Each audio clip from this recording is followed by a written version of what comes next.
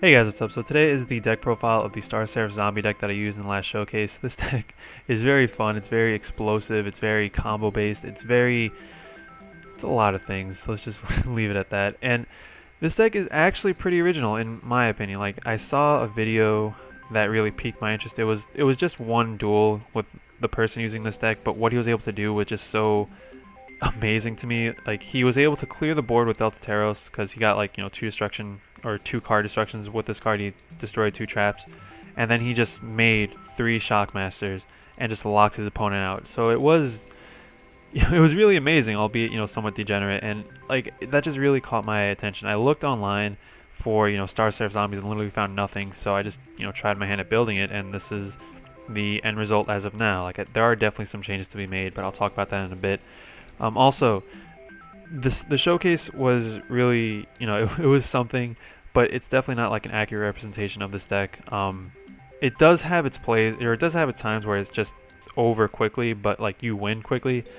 But there are also times where you just brick hard, because this deck is really two incomplete decks trying to work together, and the only way they actually work together is with Zombie World. Like, the zombies on their own, they're interesting. There's a lot of revival going on, and at best you can usually put like two level 4 XYZs on the field, during one turn, and that's good, and sometimes that's enough. But with the decks running around now on Dev Pro, it's not really the best thing ever.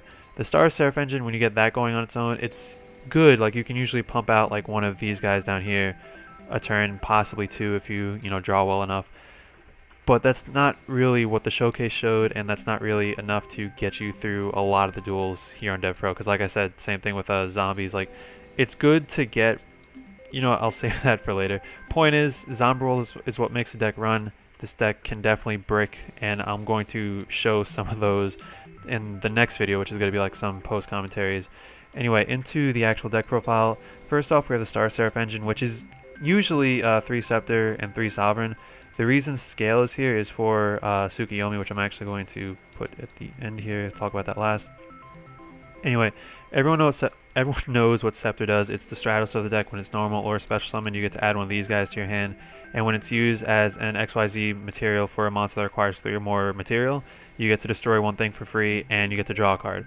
This card, coming off with Delta Teros, is really good because they can't do anything in response to the summon of Delta Teros, and the way that Scepter is worded, it's like when this card is summoned, you get to destroy something. So they can't activate Bottomless, they can't activate Torrential to get this card off the field, and also they can't activate anything like Fiendish Chain or Breakthrough in response to this effect activating, if that makes any sense. So you're literally, like, if you go into Delta Teros, the only thing you have to worry about are things like Blackhorn, Solemn Warning, things of that nature. But besides that, you're free, and you're golden. That's amazing. So yeah, obviously Scepter is basically the main monster of the deck.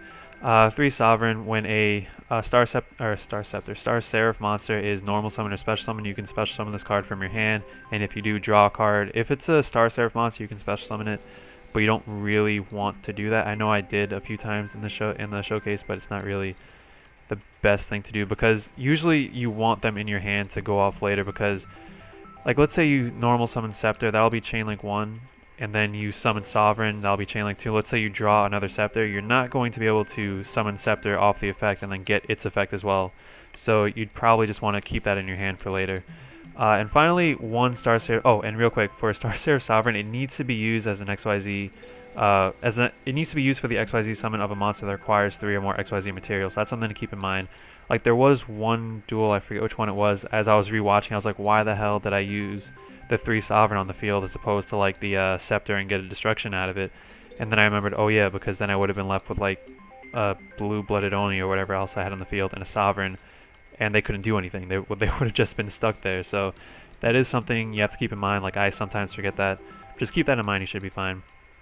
And finally, the scale. Like I said, it's in here for Tsukiyomi and for other light, monsters that require light types like Omega. But anyway, the reason he's in here again is because of that, and also Star Seraph Scale or Star Seraph Scepter is able to search all of these. So putting in the extra scale, like I replaced a second Book of Life with scales, and I wasn't really using the Book of Life. So Scale just added another searchable target, if that makes any sense. And like I said, this deck revolves around Zombie World, so being able to thin your deck for 4 cards as opposed to 3 definitely seemed like appealing to me. And also if you had things like Phoenix Windblast where you needed to ditch a monster, or a Zombie Master where you need to ditch a monster, just kind of gives you that like perfect fodder. And that's how I justify it in the deck. I am going to continue playing this deck, I'm going to continue fixing it, so it might not keep its spot, but it's something that I currently do enjoy, and it's something that currently has earned its spot. Okay, so next up we have the zombie engine, and basically it's all, revival. You have 3 Mizuki, obviously, monster revival or zombie revival. I'll get to the blue-blooded only in a sec. 2 Zombie Master, obviously everyone knows what this does. You pitch a card from your hand, or pitch a monster from your hand, reborn a zombie type monster from your graveyard. Very, very nice. Quick swarming. Zombie. It's basically the Lumina of the deck if you want to think of it like that. And now for the blue-blooded only Oni. Gosh, I can't really speak. This loop, like, the reason that this card is in the deck is because it's able to like have a loop of its own. I saw a video of it, and it was just really, basically with this card alone. I know I said earlier with the zombie engine alone, you can usually pump out like 1 or 2 XYZs at best. But with this card alone, you are able to put 4 rank 4 XYZs on the field, which is really stupid. I know I did it in the Lightsworn duel, but it wasn't really the best representation because it was really dirty. Like, dirty as in the sense like it wasn't nice, it wasn't good looking, if that makes any sense. It needed these 2 cards to actually finish up. But I know that if you have like a zombie like a random zombie in your graveyard, let's just say Zombie Master, a Mizuki, no, it's any random zombie, let's say blue-blooded Oni in your graveyard, summon a monk and a spell card, you could get 3 Lavalval Chains on board, and then just whatever rank 4 you need. So that's just something to keep in mind if you want, or I'll try and find a video of someone explaining it, so I'll put that down below. And now for the supporting monsters. 2 Summoner Monk. Summoner Monk in both of these decks is just stupid. Like, I know some people don't like Summoner Monk because, it's like a Veiler target, it's a breakthrough target, a Fiendish Chain target, and if you get chained or breakthrough or whatever, you are going to suffer. But if it goes through, it's just really stupid. You get to set up your grave by going into any XYZ you want. You get a search if you go into Scepter. You get an extra summon if you go into Zombie Master. You get an extra summon if you go into Blue-Blooded Oni if you have an XYZ in the field. So it's really just really not fair in this deck. And also, I didn't really talk about Blue-Blooded Oni. Basically, he's a Zombie Master if you have an XYZ on the field. And again, the whole purpose of the Star Seraph engine is to get these guys on the field, so they're going to have 3 material. So if you have a Blue-Blooded Oni, you can use their effect. Like, let's say you have a Delta Teros. Use Delta Teros effect, use Blue-Blooded Oni to detach and then reborn something, and then next turn you still have Delta Teros if you need it. So that's just something to keep in mind. It's really good. It really shines with cards that require 3 or more materials, so that's just something to keep in mind. And finally, 1 Heroic Challenger Thousand Blade and 1 Blackwing Zephyros the Elite. For me, Zephyros is just like kind of, whenever I make like really combo heavy decks at excluding Infernities, I always find myself trying to justify Zephyros in the deck. And now with Thousand Blades and being a card, it's just more, what's the word I'm looking for? It's more, I can justify it easier is what I'm trying to say, or easier, yeah. It's easier for me to justify having Zephyros in the deck because you bounce something back, you take 400, then Thousand Blades activates and you get to summon him, so that's a free rank 4 right there. So that's just something to keep in mind. It's a cute little combo that I've seen a few times actually. And also with Thousand Blades, like, you can make it so that he takes an attack, like whenever you take damage from an attack or card effect, you can special summon this card in face up attack mode. So like he can, like after you take your last attack, you can summon this dude and then just have a rank 4 for later. So that's just something to keep in mind. Finally, onto the spells. Like I said, Zombie World is like the card of the deck because it's what makes your 2 engines, or it's what allows your 2 engines to work together. And really, actually, another thing that's kind of not bad about this deck, but something I don't necessarily like, the zombies directly support the Star Seraph engine, but the Star Seraph engine doesn't directly support the zombie engine. That might not seem like a big deal to you guys, but it's just something I've noticed and something I'm not entirely fond of, but it is what it is. Anyway, it's basically how this deck works, how this deck runs so smoothly, and you need this card. Also, it's not anti-meta per se, but it does have a nice, like, anti-certain decks effect, if that makes any sense. Like, Bujins can't do anything to this, Noble Knights can't do anything to this. This slows down dragons, like elemental dragons, tremendously. Like, they can't banish anything from the graveyard because they're no longer dragons. So if your opponent wants to get, like, let's say a Tidal out into the field. I don't know why I'm thinking about Tidal, and all they have are like water monsters in the grave. No, not water monsters. Like, it's fine if they have the elements, but like, let's say you're playing Heradic Rulers or something, and they have like all the Heratics in the graveyard, and they want to summon like a big dragon from their hand. They can't. They need to use something of their element in the graveyard, or something, or a dragon or something of their element from their hand. And if they're using something from their hand, they're burning 3 cards. So that's just something to keep in mind. Terraforming, because like I said, Zombie World is basically what makes the deck run. And if you have a dead Terraforming, Summoner Monk is a card. Book of Life, it's kind of like a more, I don't want to say it's a worse Monster Reborn, but it's interesting. Like, it's free monster revival. You get to remove a monster from your opponent's graveyard. They do need a monster. They do need to have a monster in the graveyard for it to work, so keep that in mind. But I don't know. I had it at 2 originally, but I never used it. Like, I still don't really use it. I mean, I can't take it out because there are definitely times where I need it, but it's just a card that I've used. Like, I don't really use it that much. Super Poly and Dragon's Mirror. Dragon's Mirror, I'm going to talk about this first just because this is another way to justify me having a Amaterasu in the deck. Like, if you have Zombie World on the field, you can banish, like, let's say a Scepter or whatever you want to get out Dragon Necro, or what, that's his name? Drago Necro, yeah. And then if you go into Amaterasu, you can bring it back and get its search off. So that's just something that I really enjoy. That's why I have 2 of it as opposed to 1, just because you can get things back with Amaterasu, and that's how I justify having Dragon's Mirror in the deck. Super Poly. I love this card. Get Zombie World on the field, you get to disrupt your opponent's plays, you get to basically OTK, because you get your attacks through, and like, let's say they have nothing for it, and then you bring out a 3000 beater. They need to have a crap ton of life points for them to survive that. Like, that's just how it is. So it's something to keep in mind. And also, it fills up your graveyard, so you can put your Mizukis, your Zephyros, your Dead Scales. You can put whatever you need in the graveyard, so that's just always nice. Burial from a Different Dimension, another reason that Dragon's Mirror isn't that bad in this deck, because you can just put everything back. And yeah, you just put everything back. You get to reuse your Mizukis, anything that you might have banished, so it's just a good card.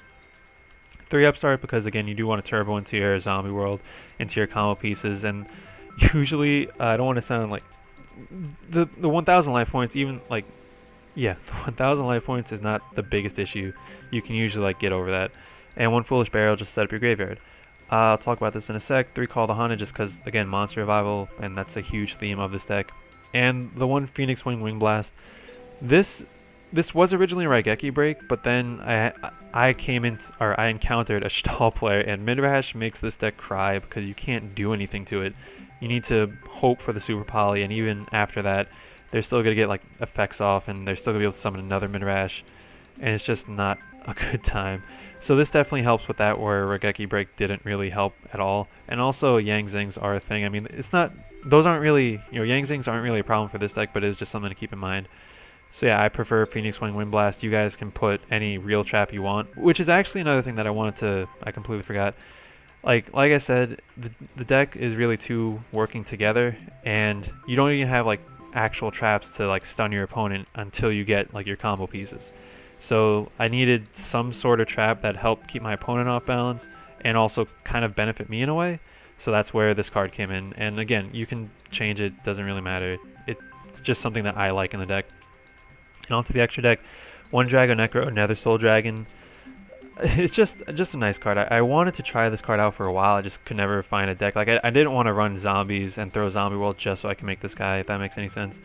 But, he made sense in the deck. He allowed me to use Super Poly, allows me to use Dragon's Mirror, which, set up for other things or have other purposes and just make this guy, if that makes any sense. I'm going to stop saying that, or else I'm going to try to. Next up, number 101 Masquerade, an amazing card. Hurts Cosmic Dragons or Yang Zings, whatever you want to call them. Hurts Boujins, hurts anything that has a monster effect. Like, also hurts Shadals. Like, they can't use their flip effects.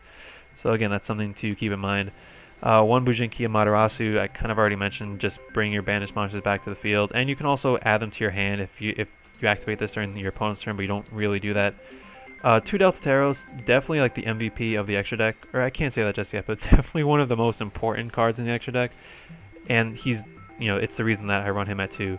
I originally had the Star Seraph XYZ, but I realized that I wasn't exactly getting 3 light monsters on the field and wanting to use that card, if that makes any sense. So I just dropped it for Delta Taros. And like I said earlier with Scepter, it is legitimately a free destruction if they don't have Blackhorn or Solemn or something like a counter trap to answer it before it gets summoned. So you're going to be able to destroy something. They can't use Torrential or Compulse or Bottomless or anything in response.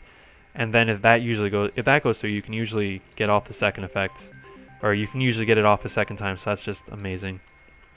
One Ragna Zero, definitely a card in the extra deck that I would take out. It was here because of Dragon Necro, because what Dragon Necro does, I didn't really talk about it, but it can't destroy a monster by battle. When it attacks into something, if it has a level, so if it's not an XYZ, what happened? Its attack goes down to 0, and then you get a token that's equal to the amount of attack it lost, or its original attack. It is its original attack, or is the amount it lost? And the attack of that monster, so however much it lost. So like let's say it's anyway. So you attack with Dragon Necro, you get a token, your opponent's monster is now 0, and since its attack is different than what it originally was, you use Ragna Zero to destroy it and get a card off. That's 54 points of damage, and you get a draw off. So I just figured that would be a nice combo. I never really got it off though, so something to keep in mind. Silent Arc, just a good card. Castel, just a good card. Excited Knight, just a good card. I'll come back to Lavalval Chain. Cowboy, honestly, if it's a combo deck, I don't see why not to use Cowboy. I've been dropping Cowboy in a lot of my decks, but that last 1800 definitely saved my ass a few times. So Cowboy's definitely earned his spot back in combo heavy decks for me. Abyss Dweller, just shuts off your opponent's grave. Lavalval Chain, obviously, it might be the MVP of the extra deck. It's either him or Delta Taros. Just set up your grave, and again, with all the cards that can bring things back from the grave, it's just a huge player. That's why we run 3, and also you need 3 for the blue-blooded Oni loop. So yeah, that's something to keep in mind. And finally, Bugentai Tsukiyomi. I've only used this guy's effect like once or twice, I think. But the fact that you send your whole graveyard, or your whole hand to the graveyard to draw 2 cards, is just so appealing to me, especially in this deck. You want things in the graveyard. You want to be able to turbo, quote unquote, turbo into whatever you need as fast as you can. This does both of them, does both of those things. And it's just something that I wish I used it more often. But again, with Sovereign, it needs to be used for an XYZ summon of a monster that requires 3 or more material.